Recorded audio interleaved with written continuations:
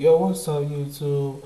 I'm Sleepy Boy. Welcome to my channel. Here you can find a variety of things like music video reactions, comedy reactions, and a whole lot more. If you fuck with my channel, just hit the like button below and subscribe. Now, today I'll be doing a reaction to one of my favorite YouTubers, Young Don the Sauce God. If y'all haven't heard of him, he do cartoon sketches, cartoon videos, comedy videos, a whole lot of crazy shit. Today I'm gonna be reacting to I Just Want to Look Cool from a Cool Bro, shaking my head, weird name, but let's get down to the video. Being a kid and not understanding what was going on, I found a teacher and tried to explain to her what I was experiencing. And I guess I wasn't able to properly explain myself because all she heard was my eyes were. Look how fire that animation looks, bro. Like, bro, that nigga has a whole cartoon playing. Broken.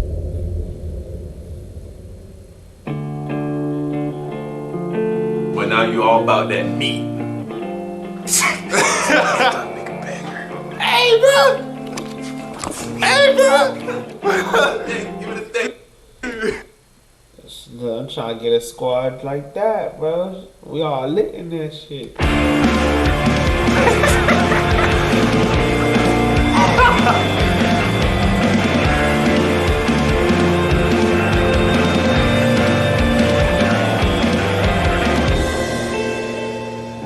I mean, life is easy, bro. Yeah, you just get up and do it.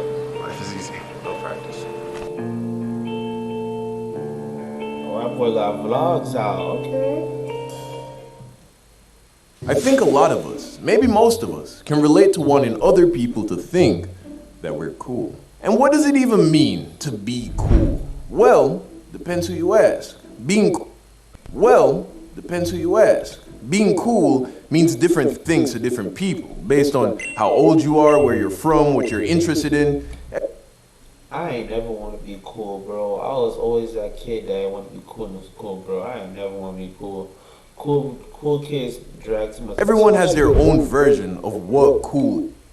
Yeah, like, I ain't never want to be cool, bro. Cool kids drag too much attention. Like, man, look all that you need just to be cool, bro. Like, nah, man. I'm good.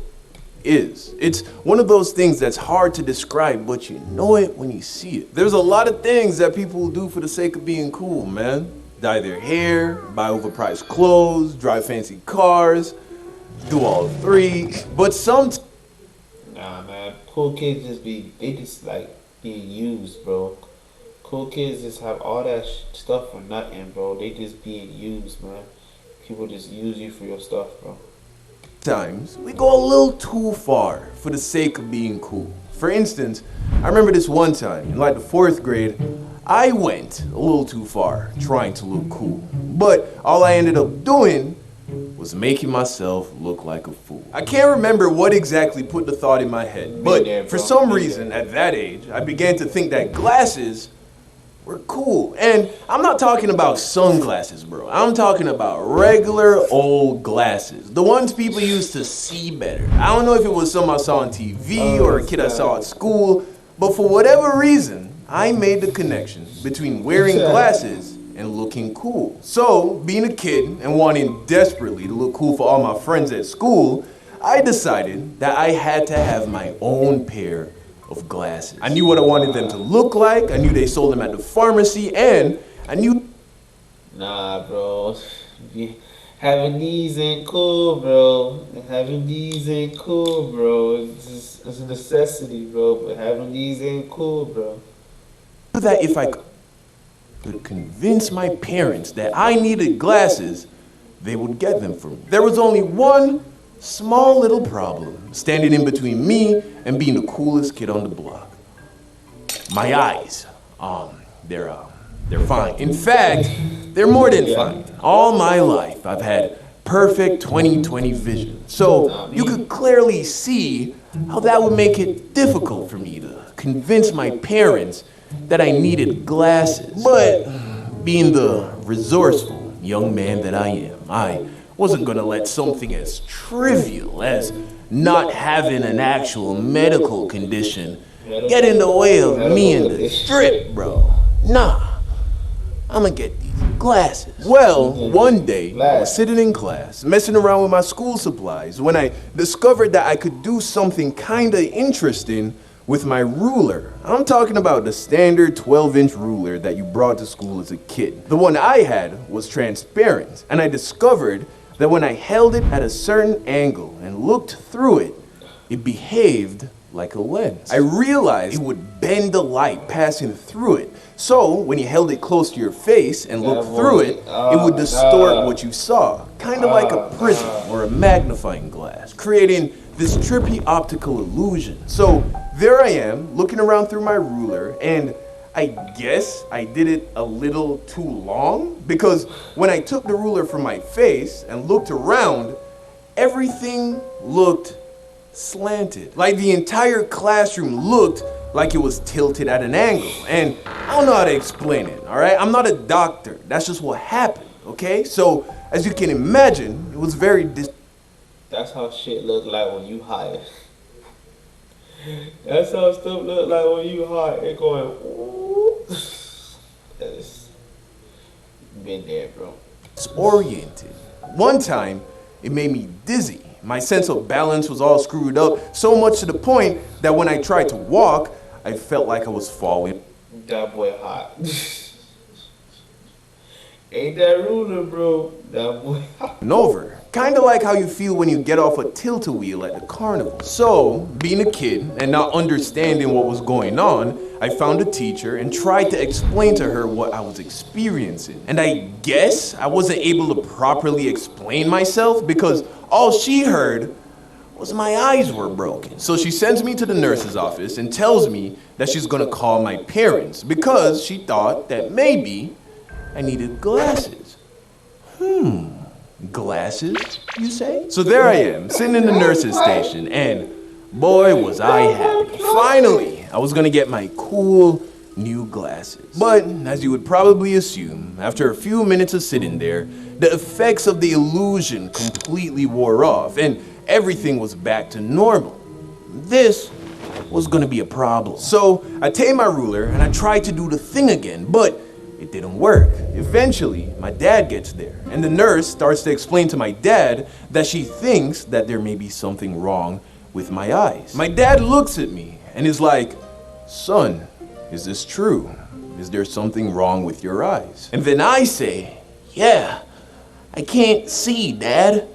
Everything looks all wavy." He's like, "Are you sure? This is very serious, son." I'm like, "Yeah.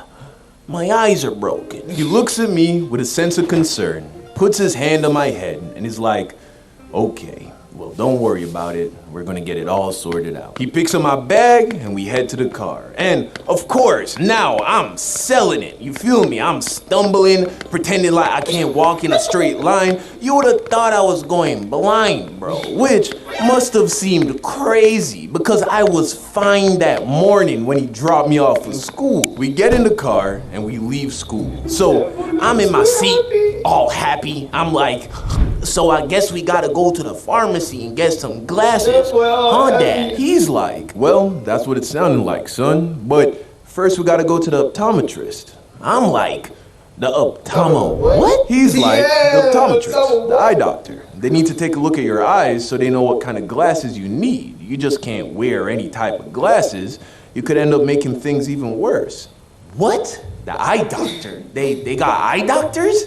Make my vision worse? What is he talking about? Glasses make you see better. So I started to get a little worried, because I figured I may be able to trick my teachers and my parents, but this eye doctor guy, he might figure out that I was faking it. And That's an actual doctor. You can't afford an eye doctor. I'm talking about what? anyway, we get to the eye doctor and my mom shows up, and now we're all just waiting to hear my name get called. We go into the eye examination room and they start doing some tests. The doctor's doing his thing, shining lights in my eyes, asking me questions. They got me looking through this microscope looking thing at a picture of a hot air balloon. I don't know what's going on. All I know is that now I'm too deep. My parents left work, I'm talking to this doctor. That nigga said I'm too deep. But I've been there, bro. All them tests, man, I've been there, bro. You gotta do all of them tests. That nigga said I'm in too deep. For all of this, something better be wrong with my eyes, bro. We finish all of the preliminary eye exams, and then the doctor looks at me and my parents and is like, well, Mr. and Mrs. Hines, everything seems to be okay with little Donald here, but I want to do one last test, and then we'll know for sure. He takes us into a big, dark room, and in the middle of the room was a medical chair, kind of like the ones you would see at the dentist. Hanging in front of the chair was what is known as a phoropter. It's this big, scary looking machine to figure out what prescription glasses you need. They work by using these little round lenses. That nigga actually know the name of that, bro. For what? That they pop into the machine, and then they cycle through the different ones until they find one that gives you perfect vision. So he sits me in the chair, and in front of me was a big vision chart. You see them. They have like 11 different lines of letters, and as you go down the chart, every line has smaller and smaller letters. So sitting in front of the chart, he asks me to start reading what I see. Now, I'm not stupid, so I understood that if I wanted these glasses, I had to fail this test somehow. So he asked me to read the first line. It was a big E. So I say, I see an E. Then he asked me to read the second line, then the third line. Again, I read what I saw. I figured that it would be more believable if I got the first few lines right. Then we get to the fourth line, and I was like, okay, game time. I look at the chart, and I'm like, I can't really tell. He tells me, just try your best. So I'm like, L, T, T, D? Okay. All right, now do the next line. Okay. D, F, O, P, D? Huh. And you're sure that's what you see? Yeah. Did I get it wrong? Bro, I could read the whole chart no problem, all the way down to 11. But I had to do what I had to do. So we do some more lines. I continue to fail on purpose, throwing in a correct answer occasionally, you know, just not to overdo it, you feel me? The doctor looks at my parents and is like, well, looks like Donald here may need a prescription after all. Yes! Suck it! You ain't no doctor. That's right. I'm about to get these glasses. You ain't that smart. So then the doctor places the phoropter in front of my face and explains to me that he's gonna cycle through a few different lenses to figure out glasses I needed. He sets up the first lens and then runs through the test again. Again, I fail the test on purpose, but this time I get more of them right. The doctor is like, interesting. Again, he changes the lenses, and again, I do a little better. He changes the lenses one more time, and is like, okay, how about now? This time, I got every line right. Passed the test with flying colors. So then he's like, okay, now I see what's going on. And I'm like, so am I gonna get my glasses today or tomorrow? Do I get them here? How does this work? He chuckles. And then he calls my parents to come closer.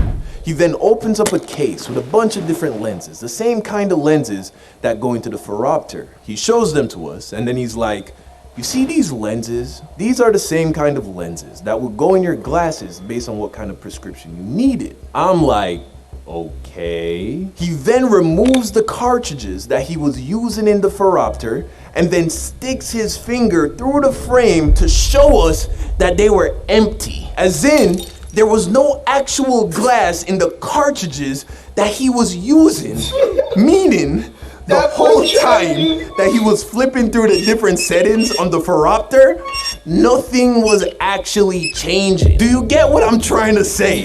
Somehow, I went from struggling to read the chart to reading the entire thing without ever using an actual prescription lens. I was caught. He turns to my parents and is like, Mr. and Mrs. Hines, you would be glad to know that there is nothing wrong with your son's eyes. Donald here has perfect vision. My heart sank, my face turned red. I felt like such an idiot. My dad looks at me and starts laughing, bro. My mama would have beat my ass, God. Oh, hell no. Playing like that, my mama would have beat my ass. Look at the background how his mama looking. His dad laughing, his mama like, my mama would have been a beat.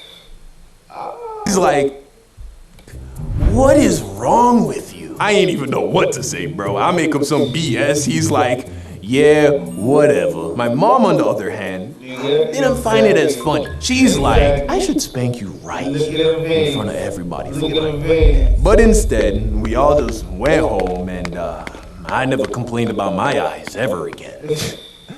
As time goes on, the things that we think are cool will continue to change.